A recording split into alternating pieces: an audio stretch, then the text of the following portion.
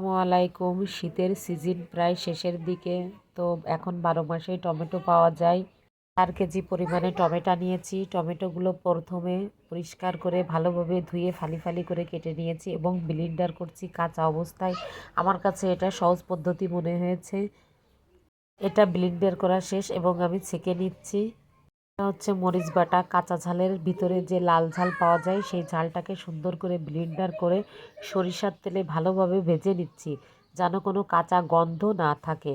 আমার প্রায় ভাজা শেষ। এই যে দেখেন অনেক সুন্দরভাবে ভাজা হয়ে গেছে। এরপরে টমেটো পেস্টটা আমি দিয়ে দিয়েছি সুন্দরভাবে এবং কালারটাও খুব চমৎকার আসছে। তবে এটা ক্যামেরার জন্য জাল করতে করতে আস্তে আস্তে কালারটা সুন্দর আসবে। এবং আমি লবণটা আপনারা আপনাদের স্বাদ অনুযায়ী দিবেন। আমি আমার স্বাদ অনুযায়ী লবণ দিয়ে দিয়েছি। ভালোভাবে জাল করতে হবে। আর চিনিটাও স্বাদ মতো, টক ঝাল মিষ্টি, কেউ ঝাল বেশি দিতে চাইলে ঝাল বেশি দিবেন, কেউ কম দিতে চাইলে কম দিবেন। চিনি কম মিষ্টি যে যেমন খেতে চান ঠিক সেভাবেই দিবেন। এই যে আমার টমেটো সস প্রায় রেডি।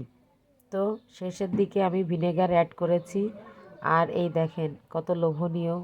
এইভাবে আপনি বছরে প্রায় 1-1.5 বছর আপনি সংরক্ষণ করতে পারেন। ফ্রিজে, নর্মাল ফ্রিজে রাখলে অনেক দিন যাবে এবং বাইরে রাখলে 1-1.5 বছর থাকবে। খুবই চমৎকার। আলহামদুলিল্লাহ, আপনাদের মাঝে শেয়ার করেছি, আপনারাও ট্রাই করে দেখতে পারেন।